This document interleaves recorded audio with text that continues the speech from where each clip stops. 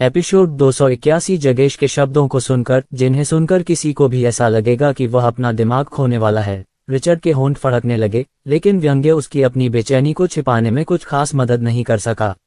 जगेश की प्रतिक्रिया थोड़ी कमजोर थी और उसमें उसकी कड़वी विडंबना झलक रही थी।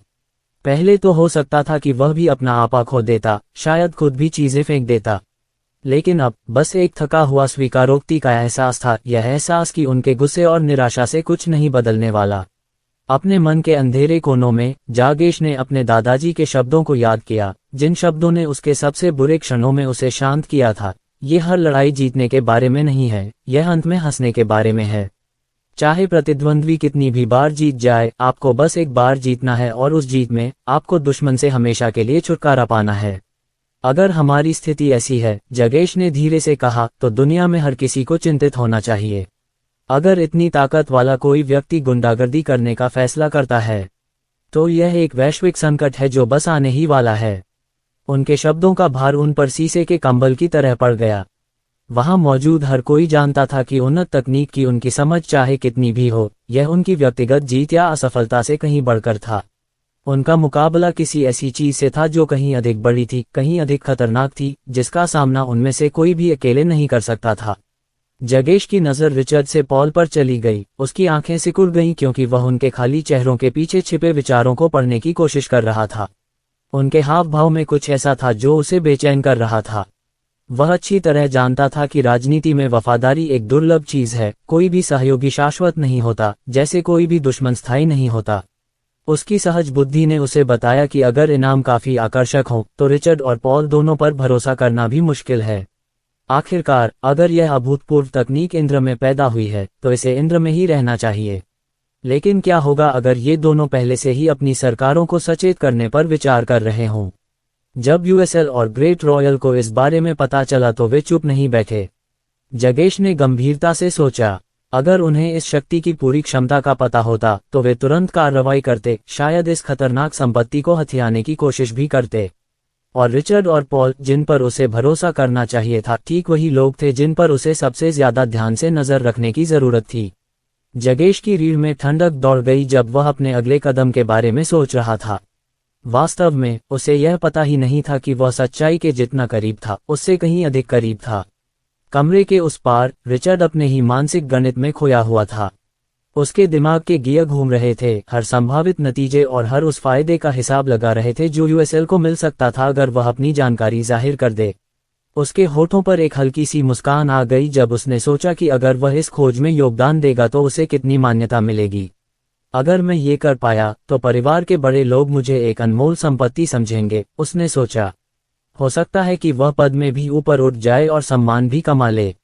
और जैसे जैसे उसका प्रभाव बढ़ने लगेगा, उसे विरासत में मिलने का मौका भी मिल सकता है। रिचर्ड के मन में पदोन्नति, प्रतिष्ठा और अपने ही लोगों के बीच सुरक्षा की नई भावना के विचार कौंध रहे थे। उन्हें उसे अलग नजरिए से देखना होगा, उसने सोचा। उसकी आंखों में महत्वाकांक्षा की एक चिंगारी चमक उठी।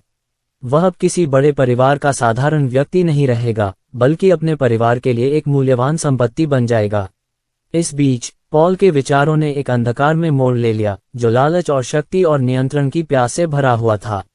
अगर मैं ये कर पाया तो मेरे पास ऐसी स्थिति होगी जिसे कोई चुनौती नहीं दे सकेगा, उन्होंने सोचा। उनके होठों के किनारों पर हल्की सी मुस्कुराहट आ गई। इस तकनीक के साथ मैं ही सब कुछ संभाल लूंगा। मुझे किसी को जवाब देने की जरूरत नहीं होगी। उसके बाद मुझे अपनी महत्वाकांक्षाओं को दबाने की कोशिश कर रहे नौकरशाहों या कायरों की सनक के आगे झुकने की जरूरत नहीं होगी।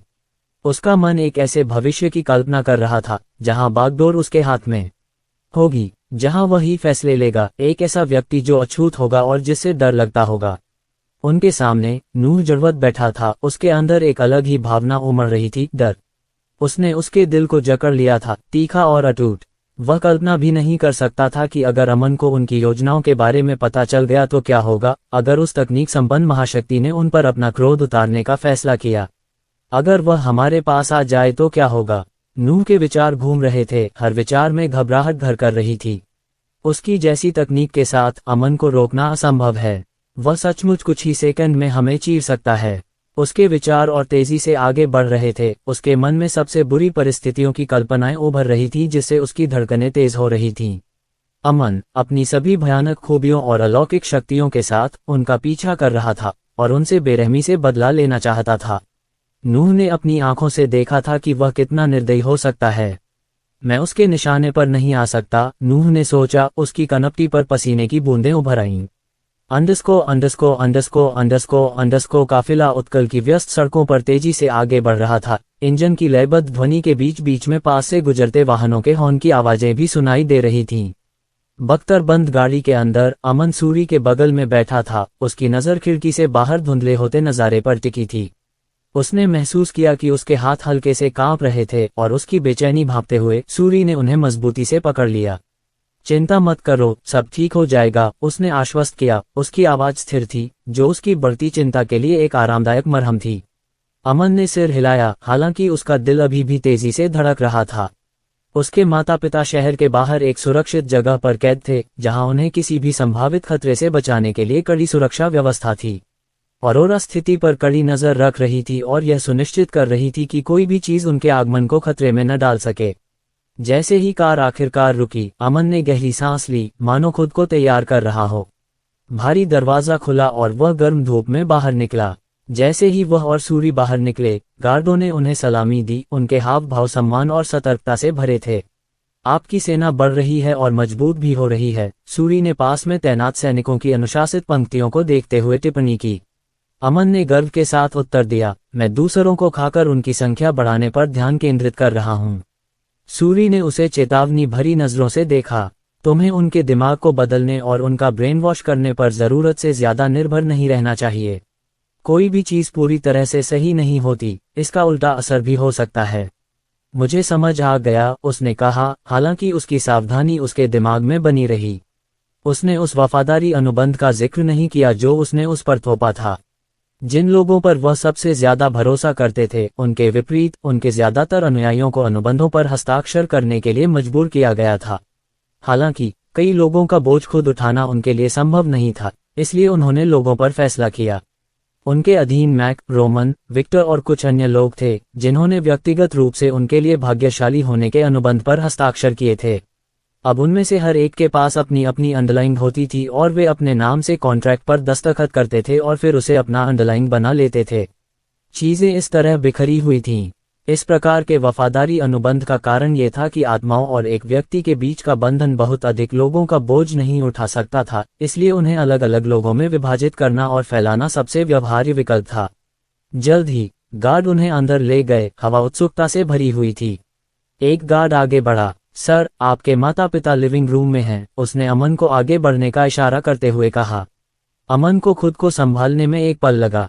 वह दरवाजे के पास गया और ठंडे हैंडल पर हाथ रखा। उसके अंदर चिंता की लहर दौड़ गई। गहरी सांस लेते हुए उसने खुद को शांत करने की कोशिश की और फिर धीरे से हैंडल घुमाया। चरमराहट, तनावपूर्ण सन्नाटे में आवाज गूंजी, लेकिन इससे पहले कि वह दरवाजे को और आगे बढ़ा पाता, वह अचानक खुल गया और एक चौंका देने वाली ताकत के साथ खुल गया। इससे पहले कि वह कुछ समझ पाता, एक साया दहलीज से तेजी से गुजरा और उससे टकरा गया। टक्कर से वह पीछे हट गया और एक क्षण के लिए समय मानो ठहर सा गया। उसका मन दौड़ता हुआ उस घटना से जूझने लगा जो अभी अभी घटी थी। बीबीएसआर से थोड़ी दूर एक भव्य हवेली में उत्कल एक शांत एकांत कमरे में एक जोड़ा बैठा था। उनके चारों ओर का वातावरण भारी था। क्लेयर और रॉय आलीशान सोफे पर बैठे थे, जिसके चारों ओर सुरक्षा और एकांत दोनों तरह की दीवारें थीं। सुरक्षित जगह पर होने के बावजूद उन्हें सुकून नहीं मिल रहा था, क्योंकि हवा में तनाव काफी भारी था और उनके दिल दुख रहे थे। वे जानते थे कि उत्कल में होना कोई संयोग नहीं था और आने वाले युद्ध की आशंका उन पर भारी पड़ रही थी। क्या तुम्हें लगता है कि वह जल्द ही आ जाएगा? क्लेयर की आवाज कांप उठी, जिसने सन्नाटा तोड़ दिया। उसकी चिंता स्पष्ट थी। रॉय ने उसके हाथ पर अपना आश्वस्त करने वाला हाथ रखा, हालांकि उसकी आंखों में चिंता झलक रही थी। वह खुद को तैयार कर रहा है क्लेयर, यह उसके लिए भी आसान नहीं हो सकता। क्लेयर ने हल्के से सिर हिलाया। उसकी नजर दरवाजे पर गई। मुझे पता है, लेकिन हर दिन इस तरह इंतजार करना असहनीय है। इससे मुझे और भी डर लगता है। क्या होगा अगर वह नहीं आएगा? क्या होगा अगर वह हमसे मिलना नहीं चाहेगा? रॉय ने आह भरी। उसका स्वर शांत मगर दुख से भरा था। मुझे भी डर लग रहा है क्लेयर, लेकिन हमें धैर्य रखना होगा और उसे तब आने देना होगा जब उसे लगे कि वह तैयार है। वह सच्चाई नहीं जानता। बचपन में अपने माता पिता द्वारा त्याग दिए जाने और इतनी सारी कठिनाइयों को झेलने के बाद यह अजीब लगेगा कि कोई अपने माता पिता से नाराज न हो। क्लेयर जैसे ही जवाब देने वाली थी, बाहर से कदमों की आहट सुनाई दी। उसका दिल जोर से धड़क उठा और उसने दरवाजे की तरफ देखा तो उसे एक साया पास आता हुआ दिखाई दिया। ये वही है, यह अमन ही होगा, यह जरूर होगा, उसने जोर से हौंफते हुए कहा और रॉय के रोकने से पहले ही सोफे से उछलकर आगे बढ़ गई। क्लेयर, रुको, उसने उसके पीछे से पुकारा, लेकिन वह पहले से ही दरवाजे पर थी और उसे खोल रही थी। क्रंग, वहां दरवाजे पर एक लंबा, सुंदर युवक खड़ा था। एक ऐसा चेहरा जिसे वह सिर्फ तस्वीरों और वीडियो के जरिए जानती थी, एक ऐसा चेहरा जिसे देखने का सपना वह बरसों से देखती आ रही थी। उस पल क्लेयर आखिरकार खुद को रोक नहीं पाए और उसकी भावनाएं उमड़ पड़ी और वह आगे बढ़ी और उसे अपनी बाहों में भरकर जोर से गले लगा लिया। अमन, वह चिल्लाई, उसकी आवाज भावनाओं से भरी हुई थी। मुझे पता है तुम मुझे नहीं जानते और शायद तुम्हें याद भी नहीं, पर मैं तुम्हारी माँ हूँ। मैंने तुम्हें जन्म दिया है। हमें तुम्हारी बहुत याद आती है। क्लेयर उसे कसकर पकड़ते हुए चिल्लाई। अमन एक क्षण के लिए स्थिर खड़ा रहा, उसके आलिंगन की तीव्रता से अचंभित रह गया। उसके शब्दों ने वातावरण में खोए हुए वर्षों के दर्द को भर दिया। धीरे से उसने अपने हाथ ऊपर उठाए और उसे गले लगा लिया। उसकी आवाज बहुत धीमी थी। कोई बात नहीं, वह धीरे से बोला, मैं तुम्हारी भावनाएं समझता हूँ। क्लेयर धीरे धीरे पीछे हटी, उसकी आंसू भरी नीली आंखें उसके चेहरे को खोज रही थीं और उसने उन परिचित विशेषताओं को देखा जो वह उसमें देखना चाहती थी। उसकी आंखें उसकी अपनी आंखों का आईना थीं, लेकिन उन आंखों के पीछे उसे एक ऐसा दर्द दिखाई दे रहा था जो उसके अपने दर्द से मिलता जुलता था, उस कठिन रास्ते का प्रतिबिंब जो उन्हें यहाँ तक ले आया था।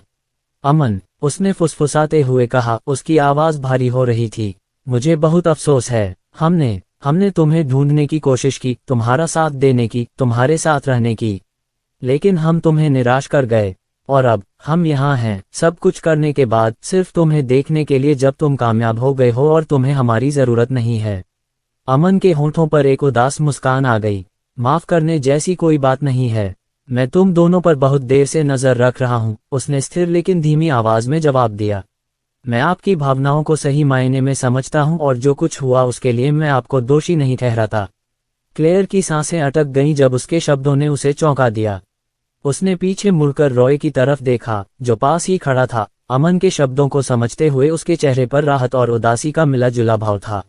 एक पल के लिए उनका टूटा हुआ परिवार फिर से एक हो गया।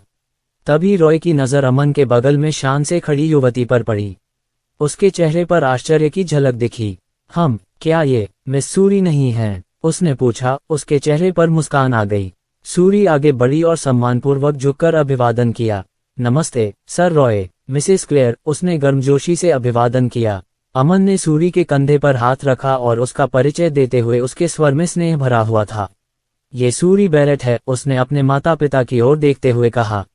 यह मेरी पत्नी बनेगी और आपकी बहू भी। उद्धरण चिन्ह प्रश्नवाचक चिन्ह प्रश्नवाचक चिन्ह प्रश्नवाचक चिन्ह उद्धरण चिन्ह। रॉय और क्लेयर के चेहरों पर सवालिया निशान फैल गए और वे इस खबर को समझते हुए हैरानी से अपने सामने खड़े दोनों को घूरने से खुद को रोक नहीं पाए। क्लेयर की आंखों में चिंता की लकीरें उभर आई जब वह अमन और सूरी के बीच देख रही थी। उसका मन दौड़ रहा था। उसकी चिंता को भांपते हुए अमन ने तुरंत कहा, चिंता मत करो। वह लोगों की नजरों में दूसरों जैसी बिल्कुल नहीं है। वह अलग है और वह मजबूत है। आखिरकार वह एक महामानव है, इसलिए कोई भी उस पर अपनी बात थोपने की हिम्मत कर सकता है। क्लेयर ने राहत भरी मुस्कान दी, हालांकि उसकी निगाहों में जिज्ञासा झलक रही थी। सुपरह्यूमन, क्या इसका मतलब? एक बार फिर उसकी आंखों में चिंता की लहर दौड़ गई और वह कुछ अप्रिय बात पूछने ही वाली थी, लेकिन आखिरी क्षण में उसने खुद को रोक लिया। कहीं ऐसा न हो कि वह दंपति को नाराज कर दे। सूरी ने क्लेयर की ओर सीधे देखा और उसके अनकहे प्रश्न को समझ लिया। हाँ, मैं बच्चे पैदा कर सकती हूँ, उसने धीरे से कहा, जिससे क्लेयर की चिंता दूर हो गई। यद्यपि मैं एक महामानव हूँ, परंतु मैं आपकी जागीरों के रक्षकों की तरह न तो बांझ हूँ और न ही भावनाहीन। क्लेयर ने नीचे देखा, उसकी अनजाने में की गई तीखी बातों से घबराकर। मुझे बहुत माफ करना, मैंने आपसे ये पूछकर बहुत बदतमीजी की, जबकि हम अभी अभी मिले हैं। सूरी ने हाथ हिलाकर हल्की सी मुस्कान के साथ तनाव को दूर कर दिया। कोई बात नहीं, उसने शांति से कहा, इतनी सी बात के लिए माफी मांगने की जरूरत नहीं है। जैसे ही क्लेयर अमन के करीब आए, माहौल नर्म हो गया। वह अब अपने आंसू नहीं रोक सकी। उसने उसके चेहरे को छुआ और उन रेखाओं को खींचा जिन्हें वह देखना चाहती थी। उसके हाथ कांप रहे थे। अमन, मेरे बेटे, उसने फुसफुसाते हुए कहा, उसकी आवाज टूट रही थी। काश मैं हर उस दर्द, हर उस अकेली रात को दूर कर पाती जो तुमने हमारे बिना झेली होगी। उसने उसकी नजरें थामे रखीं, उसके चेहरे पर उलझन और संभल दोनों थे। अब तुम यहाँ हो और यही मायने रखता है। यह मेरी उम्मीद से कहीं ज्यादा है। सालों की जुदाई का बोझ उन पर भारी पड़ रहा था, लेकिन पहली बार उनके बीच थोड़ी राहत की उम्मीद जगी। रॉय उनके पास आया और अमन के कंधे पर हाथ रखा। उसने अपने बेटे को देखा, उसका दिल गर्व और खुशी से भरा हुआ था। अमन, उसने धीरे से कहा, उसकी आवाज भावुकता से भरी हुई थी, हम अतीत को नहीं बदल सकते, लेकिन अब हम यहाँ हैं। और हमें तुम पर बहुत गर्व है कि तुम एक इंसान बन गए हो। एक पल के लिए अमन का इरादा डगमगा गया, उसका हमेशा का दृढ़ संयम कम होता जा रहा था। उसने हाथ बढ़ाकर उन दोनों को एक अनिश्चित लेकिन प्रगाढ़ आलिंगन में खींच लिया। वे एक साथ खड़े हो गए, मानो अब शब्दों की जरूरत ही न रही हो और उनके परिवार के टूटे हुए टुकड़े जुड़ने लगे हों। जब अमन का परिवार एक दूसरे को गले लगा रहा था, तो उस मौन में अनकहे शब्द और वर्षों का पछतावा था जो उनके दिलों में था। क्लेयर को ऐसा महसूस हुआ जैसे वह अंततः सांस ले पा रही है, उसके दिल से बोझ उतर गया है और वह अपने बेटे से कसकर लिपटी हुई है। रॉय का हाथ अमन की पीठ पर टिका था, कोमल लेकिन दृढ़, वर्षों और छूटे हुए पलों की दूरी को पाटा हुआ। वे ऐसे ही खड़े थे, हर कोई उस पल की गर्मजोशी और सुकून में लिपटा हुआ। धीरे धीरे अमन पीछे हटा, खुद को संभालते हुए, अपने चेहरे से हल्की सी भावनाएं पोंछते हुए। उसने उनकी तरफ देखा, उसकी नजरें समझ की एक नई गहराई से भरी थीं, फिर भी कुछ उसे रोक रहा था, उस अतीत और उस परिवार के बीच एक अदृश्य दीवार, जिससे वह फिर से जुड़ना चाहता था। उसके चेहरे पर छाई परछाई देखकर क्लेयर ने उसका हाथ पकड़ लिया। अमन, अगर तुम्हें कभी लगे कि तुम हमसे साझा करना चाहते हो कि क्या हुआ, या तुमने उस दौरान कैसा महसूस किया, तो हम यहाँ हैं। अब तुम्हें ये सब अकेले नहीं सहना पड़ेगा। अमन का जबड़ा थोड़ा सा कस गया, लेकिन जैसे ही उसकी नज़र उसकी आशा भरी आंखों से मिली, उसका चेहरा नरम पड़ गया। वह जानता था कि उसके इरादे अच्छे थे, लेकिन जिन चीजों से वह गुजरा था, जिन कठिनाइयों को उसने सहन किया था, वे ऐसी यादें थीं जिन्हें उसने बहुत पहले अपने दिल में गहराई से दफनाना सीख लिया था। दत्तक माता पिता से उसे जो दुर्व्यवहार सहना पड़ा था, उसे वह कभी नहीं भूल सकता था, लेकिन व्यापक परिप्रेक्ष्य से देखा जाए तो अब ये ज्यादा मायने नहीं रखता था। वास्तव में उन यादों ने उसे चोट भी नहीं पहुंचाई थी, बल्कि उसने उन्हें बस खारिज कर दिया था, और वह निश्चित नहीं था कि वह उन्हें सामने लाने के लिए तैयार है या नहीं। फिर भी उसने उसे आश्वस्त करते हुए सिर हिलाया। शुक्रिया माँ, उसने धीरे से कहा, शायद एक दिन, लेकिन अभी के लिए आइए हम ध्यान केंद्रित करें नई यादें बनाने पर। रॉय ने अपने बेटे को गर्व से देखा, उसकी आंखों में स्वीकृति की चमक थी। ठीक कहा, उसने स्थिर स्वर में सहमति जताई। हम साथ साथ आगे बढ़ेंगे, चाहे आप कितनी भी धीमी गति से आगे बढ़ना चाहें।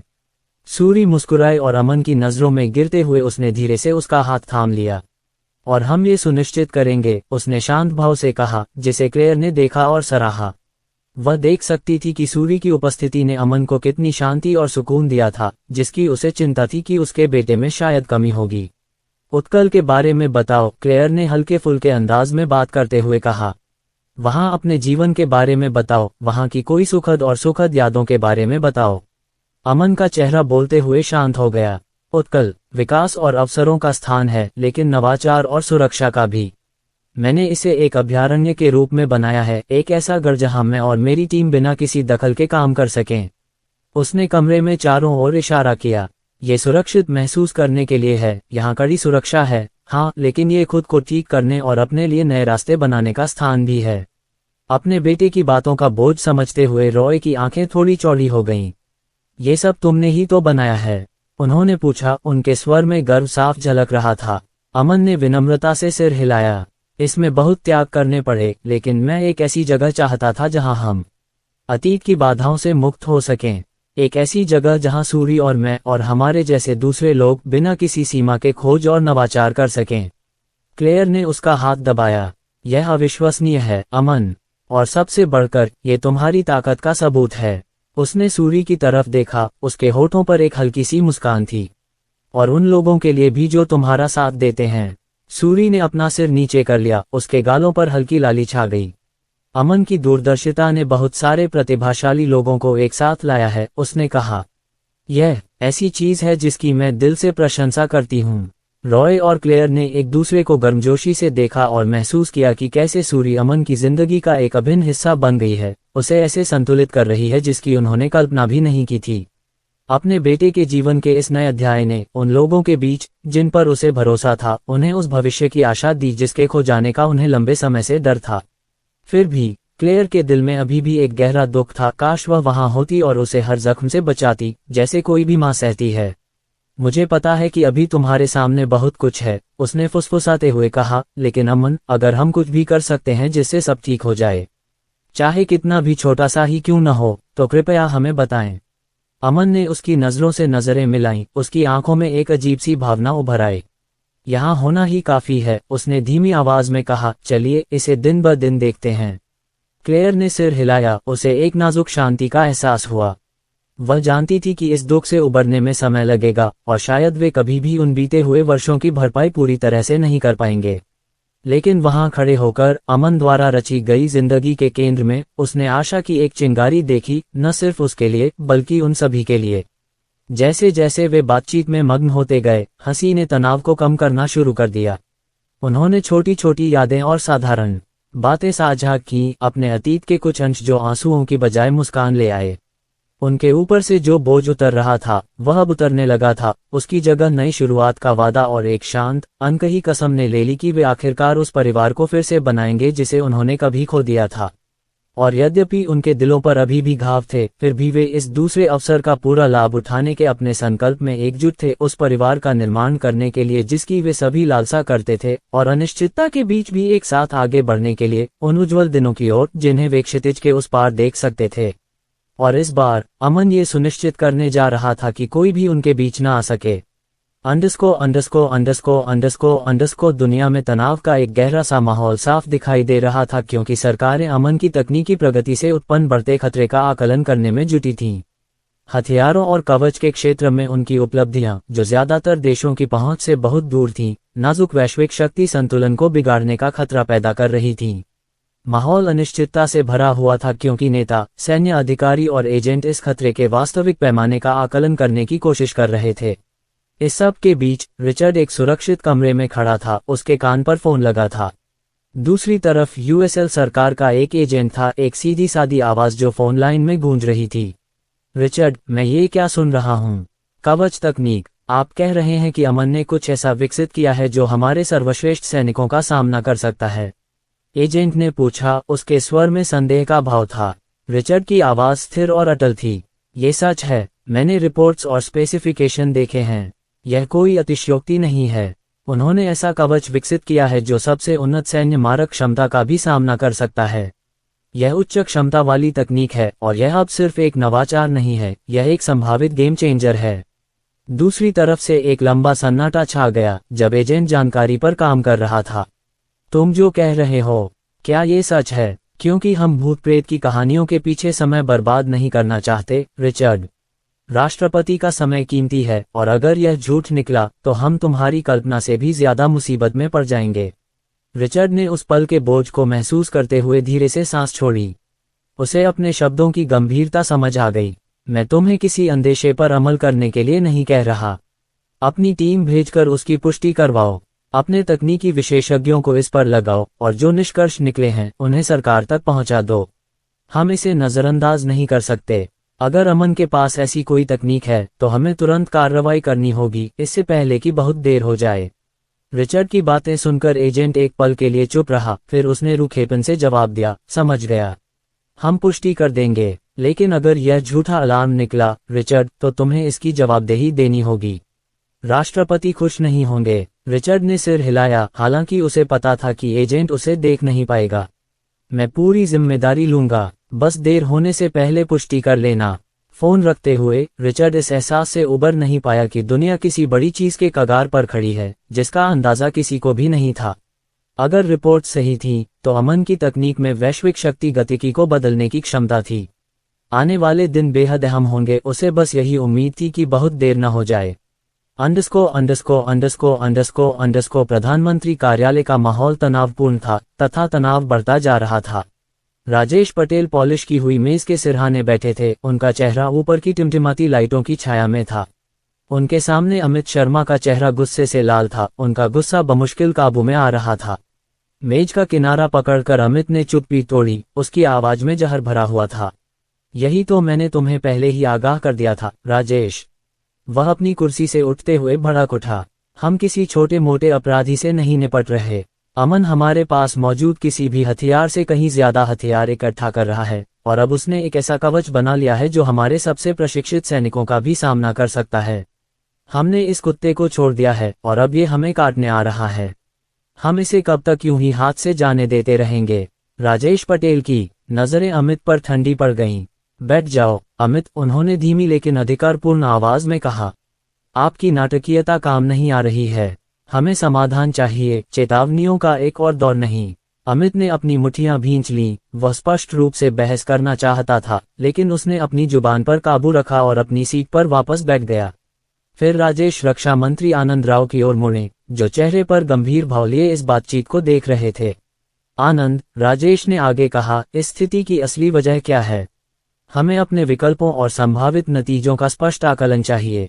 आनंद ने गंभीरता से सिर हिलाया। हम एक बड़े खतरे से निपट रहे हैं, सर। अमन की तकनीक, अब उसके पास जो है वो अब जासूसी या कॉर्पोरेट प्रतिद्वंद्विता से जुड़ी नहीं है। ये ऐसे हथियार हैं जो हमें पूरी तरह से अस्थिर कर सकते हैं। हमारी खुफिया जानकारी के अनुसार उसने उच्च क्षमता वाला कवच विकसित किया है जो लगभग अभेद्य है, और अफवाह है कि वो इसकी क्षमताओं को और भी बढ़ाने की प्रक्रिया में है। आनंद कुछ देर रुका, उसका स्वर और भी गहरा हो गया। अगर हम इसे बढ़ने देंगे तो अमन सिर्फ प्रतिद्वंद्वी ही नहीं, बल्कि राष्ट्रीय सुरक्षा के लिए सीधा खतरा बन जाएगा। राजेश की उंगलियां मेज पर लयबद्ध ढंग से थिरक रही थीं, जैसे वह ये सब सोच रहा हो। और सबसे बुरी स्थिति क्या होगी? उसने स्थिर स्वर में पूछा। आनंद ने गहरी सांस ली। अगर अमन तकनीक देने से इनकार करता है और इसी रास्ते पर चलता रहा, तो हम अपनी ही धरती पर सशस्त्र संघर्ष की संभावना देख रहे हैं। उसे बेअसर करने के लिए हमें कड़े कदम उठाने पड़ सकते हैं। अगर वह हमें कमजोर या अक्षम समझता है तो सिर्फ बातचीत ही काफी नहीं होगी। अमित आगे झुका, अपनी हताशा को और रोक नहीं पाया। बातचीत? हमें बातचीत के बारे में सोचना भी नहीं चाहिए। उस आदमी ने हमारी कोशिशों का मजाक उड़ाया है और तुम बातचीत की बात कर रहे हो। मेरा कहना है कि हम अपनी पूरी ताकत लगाकर अंदर जाएं और उसे मार गिराएं, इससे पहले कि उसे हम पर हमला करने का मौका मिले। राजेश ने हाथ उठाकर अमित को चुप करा दिया। जब तक बहुत जरूरी न हो, मैं पूरी तरह से लड़ाई का जोखिम नहीं उठाऊंगा, उसने ठंडे स्वर में कहा। अगर हम बिना किसी वाजिब वजह के अमन को उकसाएंगे तो वह ऐसे तरीके से पलटवार कर सकता है जिसके लिए हम तैयार नहीं हैं। लेकिन वह आनंद की ओर मुड़ा, उसकी निगाहें उसे बेधड़क घूर रही थीं। अगर नौबत आ ही गई तो हमें तैयार रहना होगा। तो हमारी क्या योजना है? आनंद के चेहरे पर कठोरता छा गई। हमारे एजेंट पहले से ही उसकी हर गतिविधि पर नजर रख रहे हैं, लेकिन अगर वह सहयोग करने से इनकार करता है तो हम अपना जाल और कड़ा कर सकते हैं। हमें ये स्पष्ट कर देना चाहिए कि अगर वह ये तकनीक नहीं सौंपता है तो इसके तुरंत और गंभीर परिणाम होंगे। और अगर वह हमारे संकल्प की परीक्षा लेता है तो हम उन्नत इकाइयां तैनात कर सकते हैं, इस क्षमता के युद्धों के लिए विशेष रूप से प्रशिक्षित टीमें। जरूरत पड़ने पर हम राजपूतों और उनके साथ काम कर रहे अलौकिक संसाधनों को भी तैनात करेंगे। हम यहाँ कमजोरी दिखाने का जोखिम नहीं उठा सकते। अलौकिक संसाधनों का जिक्र सुनते ही अमित की आंखें संतुष्टि से चमक उठीं। वाह, उसने थूका, बहुत देर से हम झिझक की जंजीरों में जकड़े हुए हैं। अब समय आ गया है कि हम इन संसाधनों का इस्तेमाल करें। राजेश फिर भी शांत रहा। यह उतना आसान नहीं होगा जितना तुम सोच रहे हो, अमित। अमन किसी भी धमकियों के आगे आसानी से झुकने वाला नहीं है और उसने समर्थकों और संसाधनों का एक नेटवर्क बना लिया है। लेकिन हालात पर विचार करते हुए, संभावित नतीजों पर विचार करते हुए उसकी आवाज धीमी पड़ गई। अगर हम हमला करते हैं तो ये त्वरित और निर्णायक होना चाहिए। इसमें गलती की कोई गुंजाइश नहीं होनी चाहिए। आनंद ने सहमति में सिर हिलाया। हमें उसके हर विकल्प, हर संभावित प्रतिक्रिया पर विचार करना होगा। अगर हम गलत अनुमान लगाते हैं तो अमन उन तरीकों से जवाबी कार्रवाई कर सकता है जिनकी हमने अभी तक कल्पना भी नहीं की है। लेकिन अगर हम पर्याप्त दबाव डालेंगे तो उसे एहसास हो सकता है कि विरोध करना बेकार है।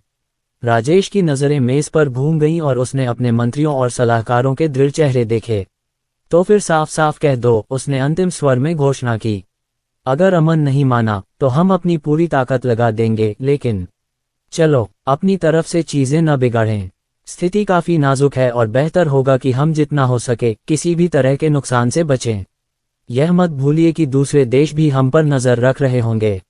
अगर वह भाग निकला तो दूसरे देश उसे मौका दे सकते हैं और उसे घेरने की कोशिश कर सकते हैं, इसलिए शुरुआत में राजपूतों को ही इस काम को संभालने दें। आनंद ने रुककर विचारपूर्वक अपनी ठुड्डी रगड़ी और बात समाप्त की। तुम सही कह रहे हो, राजपूत शायद पहले से ही इस पर काम कर रहे हैं। वे अपने साम्राज्य को गिरते हुए नहीं देख सकते। अमन की हरकतें संतुलन बिगाड़ सकती हैं। आनंद ने निष्कर्ष देते हुए कहा, राजपूतों के पूर्ण समर्थन के साथ यदि जरूरत पड़ी तो हम अलौकिक शक्तियां भेजने के लिए तैयार हैं। कमरे में तनाव बढ़ता जा रहा था क्योंकि हर अधिकारी क्षितिज पर मंडरा रहे संघर्ष के लिए खुद को तैयार कर रहा था। राजेश ने दृढ़ता से कहा, चाहे कुछ भी हो जाए, ये धमकी अब बर्दाश्त नहीं की जा सकती। ये चींटी इतनी बड़ी हो गई है कि यह बहुत संदिग्ध है। हमें इसे नियंत्रित करना शुरू करना होगा या जल्द ही इससे छुटकारा पाना होगा, वरना। जैसे ही ब्रीफिंग के अंतिम शब्द कमरे में गूंजे, प्रताप राजपूत का जबड़ा कस गया और उनके सामान्यतः उदासीन चेहरे पर बेचैनी की झलक दिखाई दी। उसके शांत बाहरी आवरण के नीचे भावनाओं का एक तूफान उमड़ रहा था। दशकों से उसने इंद्र के जटिल जाल पर अपनी अडिग पकड़ बनाए रखी थी और दृश्यमान शक्तियों और परछाई में पनप रही शक्तियों दोनों को नियंत्रित किया था। लेकिन अब अमन की तेजी से बढ़ती प्रगति एक खतरा बन गई थी जो दिन ब दिन और भी ज्यादा मजबूत होती जा रही थी और प्रताप को अपने नियंत्रण के खिसकने का एहसास हो रहा था। इससे भी बुरी बात यह थी कि अगर अमन के कवच और तकनीक की बात दुनिया भर में फैल गई तो न सिर्फ इंद्र की स्थिरता को खतरा होगा बल्कि पूरी दुनिया में हड़कंप मच सकता था। उसने मन ही मन अमन को ऐसे हथियार का खुलासा करने के लिए कोसा। अविनाशी कवच की कल्पना मात्र से ही शक्तिशाली राष्ट्रों में ईर्ष्या, भय और हताशा पैदा हो सकती है जो ऐसी तकनीक की नकल करने या उसे हथियाने के लिए आतुर होंगे। और यही महत्वाकांक्षा एक और विश्व युद्ध की चिंगारी बन सकती है। बेहतर यही था कि ऐसी कोई चीज कहीं से प्रकट होकर इतने बड़े पैमाने पर वैश्विक तनाव को भड़काने से बेहतर था कि ऐसी कोई चीज मौजूद ही न हो। प्रताप पर एक भयावह पूर्वाभास छा गया। उसे एक आने वाले तूफान की ठंडक का एहसास हो रहा था, एक ऐसा युद्ध जो दुनिया की नींव हिला सकता था। पिछली रात अन्य सभी परिवारों के मुखिया एकत्र हुए थे और यह सभा एक बड़े तमाशे के साथ समाप्त हुई थी। कल दूसरों से मुंह मोड़कर वह कमरे से बाहर निकला और गलियारे में चला गया जहां उसे जगेश मिला। वह युवक पिछले कुछ दिनों में काफी अनुशासित लग रहा था। उसकी पहले वाली उतावलापन काफी कम हो गई थी और उसने खुद पर और भी ज्यादा नियंत्रण रखना सीख लिया था। दोनों ने एक दूसरे से जानबूझकर देखा और बिना कुछ कहे वे एकांत कार्यालय में चले गए जो किसी की भी नजरों और कानों से दूर था। क्या तुम्हें भी ऐसा लगा, जगेश? प्रताप ने धीमी और भारी आवाज में कहा। ये खतरा ऐसा है जैसा हमने पहले कभी नहीं देखा। अमन, अब वह सिर्फ एक बदमाश खिलाड़ी नहीं रहा, वह अब एक उत्प्रेरक बन गया है और अगर हम सावधान नहीं रहे तो वह हम सबको आग में घसीट लेगा। जगेश ने गंभीर चेहरे के साथ सिर हिलाया। अगर उसके कवच की बात सार्वजनिक हो गई तो ये जंगल की आग की तरह फैल जाएगी। हर जगह गुट बन जाएंगे। कुछ लोग इस तकनीक को अपने लिए चाहेंगे, कुछ डर के मारे इसके खिलाफ लामबंद हो जाएंगे। नागरिक अशांति, राजनीतिक दबाव, ये हमें अंदर से तोड़ देगा। प्रताप ने तेजी से सांस छोड़ते हुए अपने मन में आकस्मिक योजनाओं के बारे में सोचते हुए कहा, हम इसे उस हद तक नहीं पहुंचने दे सकते। उसने कहा, हमारे पास संसाधन है, प्रमुख देशों में छिपे हुए लोग और मुखबिर। अब समय आ गया है कि हम उन्हें सक्रिय करें। वे सूचना के प्रवाह को नियंत्रित करेंगे, किसी भी लीक को रोकेंगे और संचार पर नजर रखेंगे। अमन के कवच को एक भूत की तरह रखना होगा, एक फुसफुसाती अफवाह से ज्यादा कुछ नहीं। जगेश आगे झुकते हुए समझ से भरी आंखों में चमक आ गई। हमारे जासूसों के नेटवर्क हर बड़े देश तक पहुंचते हैं। हम किसी भी प्रसारण को रोक देंगे, फाइलों को तोड़ मरोड़ देंगे और जो कोई भी इसके बारे में बोलेगा उसे चुप करा देंगे। अगर किसी को अमन की तकनीक की भनक लग गई तो या तो वे बंद रास्ते पर पहुंच जाएंगे या पूरी तरह गायब हो जाएंगे। और हम मीडिया में अपने सहयोगियों का इस्तेमाल घरेलू मोर्चे पर मामला शांत रखने के लिए करेंगे। नियंत्रित लेख, मनगढ़ंत रिपोर्टें, लीक जो कहीं नहीं ले जाती। प्रताप ने सिर हिलाया। बिल्कुल, और सरकार हमारे नियंत्रण में है तो हम जरूरत पड़ने पर ध्यान भटका सकते हैं। सरकार द्वारा प्रायोजित घोषणाएं, नियंत्रित सार्वजनिक भाषण, जो भी जरूरी हो, हम ये सुनिश्चित करेंगे कि किसी को कुछ पता न चले। कोई भी खुफिया जानकारी लीक होने से पहले ही उसे दबा दिया जाएगा। हम इसे पूरी तरह से रोक तो नहीं सकते, लेकिन हम निश्चित रूप से इसमें देरी कर सकते हैं और समय का बुद्धिमानी से उपयोग कर सकते हैं। प्रताप के चेहरे पर निर्दयता की एक छाया उभर आए और वह आगे बोला, जरूरत पड़े तो मेरे विशिष्ट सैनिकों को नागरिक वेश में तैनात कर देना। वे उन जगहों पर घुसपैठ करेंगे जहां अशांति फैल सकती है, विश्वविद्यालयों में, मीडिया संस्थानों में, यहां तक कि राजनयिक क्षेत्रों में भी। वे हर उस व्यक्ति पर नजर रखेंगे जिस पर अमन के अभियानों के बारे में बहुत कुछ जानने का संदेह हो और किसी भी संभावित विद्रोह को शुरू होने से पहले ही बेअसर कर देंगे।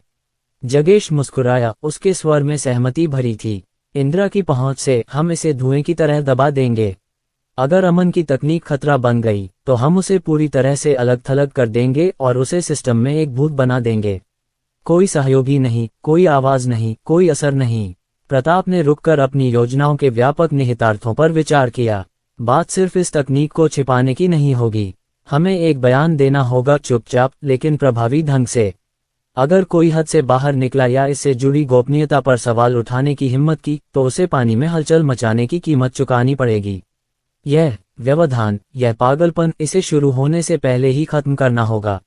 जगेश ने संक्षिप्त स्वर में सिर हिलाया। हमारी टीमें तुरंत कार्रवाई करेंगी। इस स्तर की रोकथाम से हम अमन के प्रभाव को फैलने से रोक सकते हैं। लेकिन अगर हमें पूर्ण नियंत्रण सुनिश्चित करना है तो एक और उपाय पर हमें विचार करना होगा, कहानी को स्वयं गढ़ना। अगर अफवाहें लीक होने लगें तो हम उन्हें मिथकों में बदल देंगे और सच्चाई को तब तक तोड़ मरोड़ कर पेश करेंगे जब तक कि अमन का काम पूरी तरह से बदनाम न हो जाए। कहानी जितनी ज्यादा अजीबोगरीब होगी, लोग उतना ही कम उस पर विश्वास करेंगे। प्रताप के चेहरे पर संतुष्टि की एक झलक तैर गई। तो बस हो गया। हम एक ऐसी धुंधली, इतनी विकृत तस्वीर पेश करेंगे कि अमन की तकनीक एक भूतिया कहानी से ज्यादा कुछ नहीं रह जाएगी। जब तक कोई सच्चाई का एक अंश भी उजागर करेगा तब तक बहुत देर हो चुकी होगी। हम शांति और अपना नियंत्रण बनाए रखेंगे, लेकिन इन सब से पहले हमें अमन को अपने कब्जे में लेना होगा। और मैं चाहता हूं कि राजपूत व्यक्तिगत रूप से इस पर नजर रखें। विशाल को उसे घेरने के लिए भेजो, धमकियां दो, हमारे पास जो भी हो सब इस्तेमाल करो। उसके दोस्तों, परिवार और उसके पास जो कुछ भी है उसके पीछे पड़ो, बस ये काम पूरा करो, प्रताप ने दृढ़ निश्चय के साथ आदेश दिया। दृढ़ निश्चय के साथ प्रताप और जगेश ने अपनी योजनाओं को अंतिम रूप दिया और इंद्र द्वारा अब तक किए गए सबसे गुप्त और दूरगामी नियंत्रण अभियानों में से एक को अंजाम देने के लिए तैयार हो गए। अलग होते हुए प्रताप ने जिम्मेदारी का जाना पहचाना बोझ फिर से अपने कंधों पर महसूस किया। वह ये सुनिश्चित करेगा कि कोई भी, यहाँ तक कि अमन भी, उस विश्व व्यवस्था को भंग न कर सके जिसे बनाने के लिए उसने इतनी मेहनत की थी।